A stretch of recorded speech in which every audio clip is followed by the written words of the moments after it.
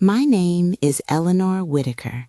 I am 76 years old, and I have lived in Georgia long enough to watch banks change names, streets change faces, and people change the way they look at you once your hair turns white and your voice softens. I grew up believing that money was not about power, but about responsibility, about paying what you owe, saving what you can, and never taking more than you earned. That belief carried me through a lifetime of careful choices and quiet discipline. I was married for 48 years to a man named Harold, a machinist who believed in two things with absolute certainty: honest work and never owing anyone more than a handshake and your word. Together, we raised 2 children, paid off our modest brick house outside Savannah, and built a savings account slowly, methodically, without shortcuts. Every dollar had a story. Every signature mattered. Every decision was ours. When Harold passed, the world didn't stop. It never does. But mine grew smaller, quieter. The days stretched longer. The nights felt heavier. I kept busy, volunteering at the church office, tending the garden, walking the same loop around the neighborhood every morning at 7. I wasn't lonely in the way people imagine loneliness. I was still myself, still sharp, still aware. What changed wasn't me. It was how others began to treat me. At first, it was subtle. A teller speaking louder than necessary, a clerk addressing my daughter instead of me when we stood side by side, a manager explaining things I hadn't asked to have explained, using that slow, careful tone reserved for children and the elderly. I brushed it off. I told myself it was politeness, not condescension, protection, not dismissal. Then came the day at the bank. I remember it clearly because it was ordinary. That's how moments that change your life usually arrive, quietly, without warning. I had gone in to ask a simple question about a transaction alert I didn't recognize, a withdrawal that hadn't been made by me, not large enough to cause panic, but unfamiliar enough to demand attention. I waited in line, purse tucked under my arm, documents neatly organized in a folder I'd carried for years. When my turn came, the young man behind the counter barely glanced at my papers before smiling politely. "Oh, that's probably nothing," he said. "Sometimes older customers get confused by the notifications." Older customers? "I'm not confused," I replied. "I didn't authorize this." He nodded, still smiling, still dismissive. "Well, these systems are complicated. You don't really need to worry about every detail at your age." At my age? I asked to speak to a manager. He sighed, as if indulging me, and disappeared into the back. The manager who came out was a woman not much older than my youngest granddaughter. She didn't sit down. She stood over me, glancing at the screen, then at my face. "Mrs. Whitaker," she said gently, "these kinds of things happen. You're not really in a position where you need to manage everything yourself anymore." That was the moment something cold settled in my chest. "I've managed my finances my entire life," I said. "I'm asking you to explain a transaction." She smiled again, that same soft smile. "Of course, but sometimes it's better to let professionals handle these things. You're too old for money stress." Too old for money. The phrase landed heavier than she realized, not because it hurt my feelings, but because it revealed something dangerous, a belief, a permission they had quietly given themselves. I left the bank that day without answers, without explanations, without the respect I had walked in with. And as I sat in my car, hands resting on the steering wheel, I felt something I hadn't felt in years. Not fear, not sadness, clarity. Because when someone tells you that you are too old to understand your own life, what they are really saying is that they believe you are easy to control. And I knew, with a certainty that settled deep in my bones, that if I didn't pay attention now, something far worse than a small, unauthorized withdrawal was coming. That night, I pulled out every bank statement I had. I checked dates, amounts, patterns. What I found made my stomach tighten. Small withdrawals, fees I didn't recognize, authorizations that weren't mine. Nothing dramatic, nothing obvious, but enough to tell a story. A story that said someone believed I wouldn't notice, and they were about to learn just how wrong that assumption was. That night, I didn't sleep much, not because I was afraid, but because my mind refused to slow down. When you live long enough, you learn the difference between anxiety and instinct. Anxiety scatters, instinct sharpens. What I felt wasn't panic, it was focus.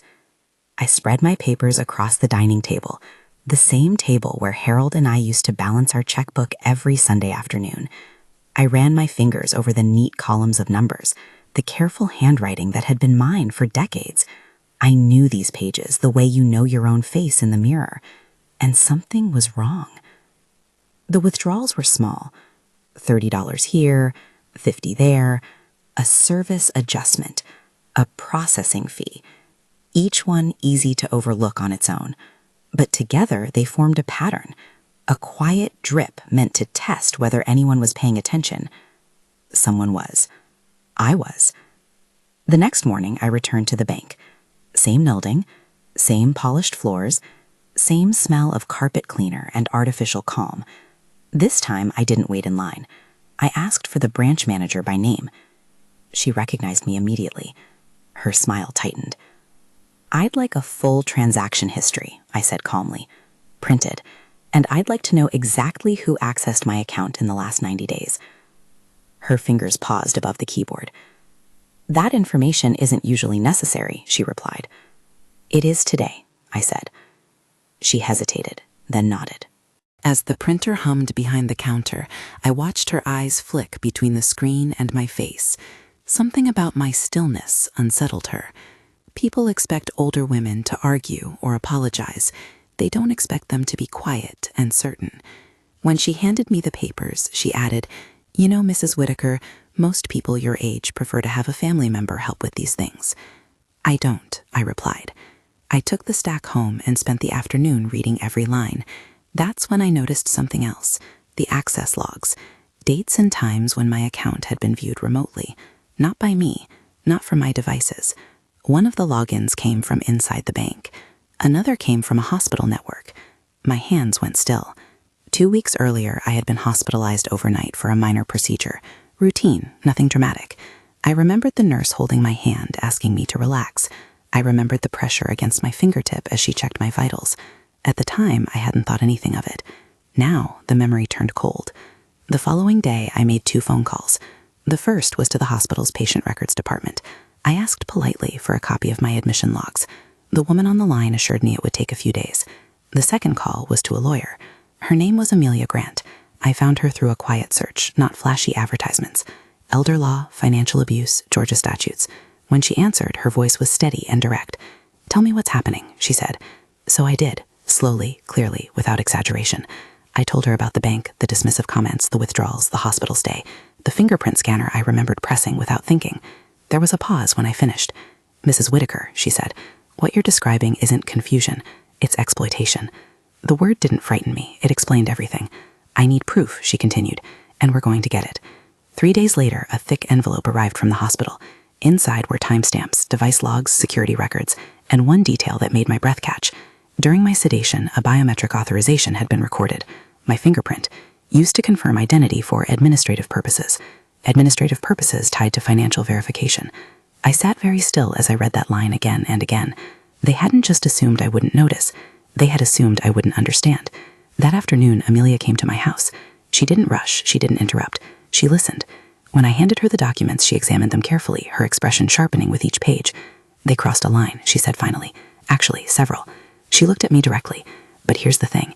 They think you're too old to fight back, which means they've underestimated you. I thought of the manager's smile, the teller's tone, the way they spoke about me instead of to me. I want accountability, I said. Amelia nodded. Then we don't start loud. We start precise. That night, I sat alone in my living room, the house quiet around me. I wasn't angry. I wasn't trembling. I felt something else entirely. Resolved. Because when someone decides you are too old for money, what they are really saying is that they believe you no longer deserve control. And I was about to remind them that control is not something you age out of. It's something you defend. Amelia moved carefully, the way people do when they understand that rushing gives power to the wrong side.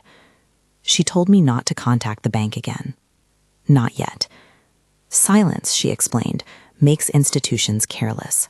They relax. They repeat mistakes. And mistakes leave records. So I waited. I went about my days as if nothing had changed. I walked my morning loop. I tended the garden. I smiled at neighbors. Inside, though, my attention was razor sharp. Every letter in the mail, every notification, every sound of my phone lighting up. I wrote everything down, dates and times, patterns forming like threads I could finally see. A week later, Amelia called. "They accessed your account again," she said, "from the same internal terminal." My grip tightened on the phone. After everything? Yes, which means they either believe you're still unaware or they believe you're powerless. I knew which one it was. Amelia requested records formally: audit trails, employee access logs, authorization pathways. The bank stalled, delayed, asked for extensions. Classic behavior. Institutions don't panic immediately. They test the pressure first. While that was happening, something else came to light. The hospital called me. A compliance officer, voice too careful, too polished. "Mrs. Whitaker, we're conducting an internal review related to your recent admission." I didn't speak. "We'd like to clarify whether you recall authorizing any financial verification during sedation." "No," I said, "because I was sedated." Silence stretched on the line. "That procedure," the officer continued, "should not have been linked to any external system." "Yet it was," I replied. Another pause, longer this time. Amelia later explained what that pause meant. It meant panic was beginning to ripple outward from one system to another. Hospitals and banks share compliance nightmares. Once one starts asking questions, the other feels the heat. 2 days later, Amelia showed up with a thin smile and a thick folder. "We have enough," she said. "More than enough." Inside were records showing that a junior bank employee had requested biometric confirmation through a third-party vendor the same afternoon I was admitted. A vendor that partnered with both the bank and the hospital for identity verification services. They hadn't forged anything. They had used me. My fingerprint, my body, my vulnerability. Legally, it was worse than forgery. It was consent fraud. Amelia explained it plainly. They relied on the assumption that you would never connect these dots, that age would keep you quiet, that confusion would protect them. I felt a slow heat build in my chest. Not rage, not bitterness, something steadier. "Then we make it impossible for them to deny," I said. Amelia nodded. "Exactly." She filed a formal notice of representation. The bank responded within hours. Their tone shifted immediately. Polite, urgent, cooperative. Too cooperative. They asked for a meeting. Amelia declined. They asked again. She declined again. Then they made a mistake. They froze my account. No warning, no explanation, just a temporary security hold. That was the moment the bank crossed from negligent to desperate. Amelia didn't hesitate. She filed complaints with the State Banking Commission, the Attorney General's office, and the Federal Consumer Protection Bureau. She attached everything: timelines, logs, medical records, biometric authorizations. By the next morning, my phone was ringing nonstop. The bank, compliance officers, legal departments, people who had never bothered to look me in the eye now wanted my time. I didn't answer. Instead, I sat at my kitchen table and felt something unfamiliar and powerful. Respect, arriving late. Amelia called in the afternoon. "They're scared," she said, and they should be. I looked around my house. The same walls, the same quiet, the same woman who had been told she was too old to understand money. I want them to understand something, I said slowly. What's that? That I'm not asking to be treated kindly, I replied. I'm demanding to be treated lawfully. Amelia smiled through the phone. Then we're exactly where we need to be. Because now the bank wasn't dealing with an elderly woman they could dismiss. They were dealing with a record, a trail, a case, and the realization was setting in, quietly but unmistakably, that they had underestimated someone who knew exactly how systems work, because she had lived long enough to watch them fail. The meeting happened without me ever setting foot inside the bank. That alone said everything. Instead of demanding my presence, they sent letters, long ones, carefully worded, apologetic without admitting fault, full of phrases like procedural oversight and systemic irregularities, language designed to sound serious while saying nothing. Amelia read them aloud to me, line by line, translating the silence between the words. They're stalling, she said, trying to contain the damage. But the damage had already escaped containment. The first notice came from the State Banking Commission. They acknowledged receipt of our complaint and confirmed an investigation was underway. The second came from the Attorney General's office. The third from a federal agency that did not waste time with pleasantries. Each letter carried the same quiet implication. Someone had crossed a line they couldn't uncross. The bank's tone shifted again. Faster now, less polished. A senior compliance officer called Amelia directly, then a regional director, then someone from their legal department whose voice shook just enough to betray fear. They offered to resolve the matter internally. Amelia declined. They offered compensation. She declined. They asked what it would take to make it go away. Amelia smiled and said, "It doesn't go away." That was when the bank made its second fatal mistake. They attempted to frame the issue as confusion on my part. In a written response to one agency, they suggested that I may have misunderstood the authorization process due to age-related stress surrounding my hospitalization. When Amelia showed me that sentence, I didn't raise my voice. I laughed. Not because it was funny, but because it was revealing. "They're still doing it," I said. "They're still trying to make me the problem." Amelia nodded. "And that will cost them." She forwarded that document to every agency involved, highlighting the language, attaching my medical records, and requesting a formal inquiry into discriminatory practices. 2 days later, the bank's board of directors was notified. That's when everything accelerated. A formal hearing was scheduled. Not a trial, not yet, but a regulatory proceeding where excuses don't perform well and documentation speaks louder than confidence. I attended that one. I wore a simple navy jacket and flat shoes. Nothing dramatic, nothing symbolic.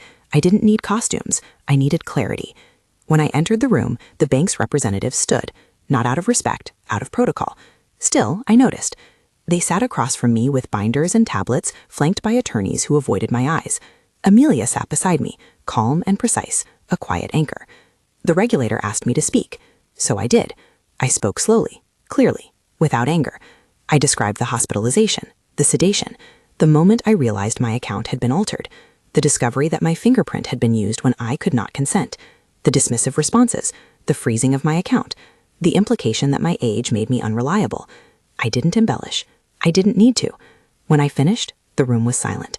The bank's lead counsel began to speak, launching into technical explanations about vendors and third-party systems and unfortunate overlaps. The regulator stopped him. "Did your institution benefit financially from the account change?" "Yes," he admitted. "Was consent verified while the account holder was conscious and competent?" No answer. "Did your institution freeze her account after she raised concerns?" "Yes." "And did you suggest in writing that her age impaired her understanding?" He hesitated. "Yes." The regulator nodded once and closed her folder. That will be all. The hearing ended quickly after that. Not because it was resolved, because it was decided. In the days that followed, the story spread quietly through regulatory circles. Not headlines, not gossip. Something worse for a bank. Precedent. The bank was fined, heavily. They were ordered to reverse all changes, compensate me fully, and submit to external audits. The vendor contract was terminated. 2 employees were placed on leave pending investigation. 1 resigned. The bank issued a formal apology. Not to me, publicly. I received my own letter later. It was shorter, direct, stripped of its earlier arrogance. They acknowledged wrongdoing. They acknowledged harm. They acknowledged me. But the most important moment didn't happen in a hearing room or a letter. It happened when my account was restored. Not just the money, the authority, the control, the respect that had been withheld because someone decided I was too old to fight back. I logged in that evening, Amelia beside me, and saw my name where it had always belonged, unaltered, unquestioned, mine. I closed the laptop and sat back, feeling a strange calm settle over me. They had used my fingerprint. They had used my body. They had assumed silence would protect them. Instead, the law spoke, and it spoke clearly. Because I didn't need to shout. I didn't need to beg. I didn't need to prove my worth to anyone. All I had to do was refuse to disappear. And the system, finally, was forced to see me. After everything settled, after the letters stopped arriving and the phone finally grew quiet again, I returned to my life the same way I always had, slowly, deliberately, without spectacle. The difference was that the world no longer felt like it could move me without my consent. The bank reopened my accounts exactly as they had been before the hospitalization. Every authorization reversed, every access point closed, every note that had questioned my capacity permanently removed. I received compensation, yes, more than enough to cover the disruption, but that wasn't the part that stayed with me. What stayed was the shift. When I walked into that same branch weeks later, the one where I had been spoken to like a confused inconvenience, the air felt different. Employees stood straighter, voices softened. A manager introduced himself by name and asked how I preferred to be addressed. Not ma'am out of obligation, by name. They offered coffee. I declined. I didn't need it. I didn't stay long. I didn't need to prove anything. The truth had already done its work. Outside, the Georgia heat pressed down like it always had, thick and unbothered by human drama. I sat in my car for a moment before starting the engine, hands resting on the steering wheel, breathing in the quiet victory of something reclaimed. For the first time in months, my body felt fully mine again. In the weeks that followed, something unexpected happened. People started calling. Not reporters, not strangers. Other women. Some I knew, some I didn't. A neighbor whose daughter had been added to her account for convenience. A church friend who'd been pressured to sign paperwork she didn't understand. A woman from my doctor's office whose insurance had been altered while she was sedated. They didn't call me because I was special. They called because I had gone first. And that's when I understood the real consequence of what I'd done. It wasn't just about my fingerprint, or my account, or my dignity. It was about interrupting a pattern that depends on silence. A pattern that assumes older women won't notice, or won't question, or won't be believed. I told each of them the same thing. Document everything. Never assume they know best. And never let someone convince you that your body, your money, or your voice stops belonging to you because of age. Some days are still quiet. I still wake early. I still take my medication carefully. I still move slower than I used to. But slowness is not weakness, and age is not permission.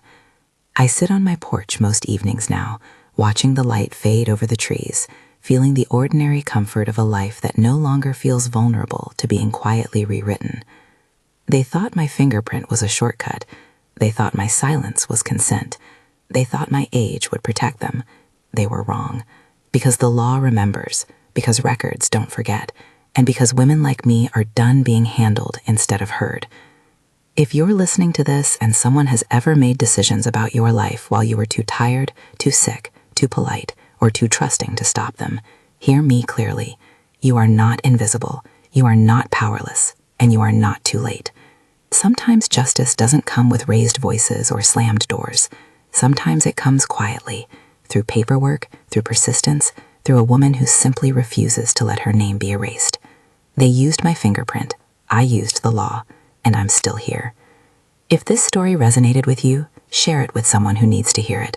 And if you believe stories like this matter, subscribe to Mature Justice, because silence protects the wrong people, and truth, when spoken, has a way of changing everything.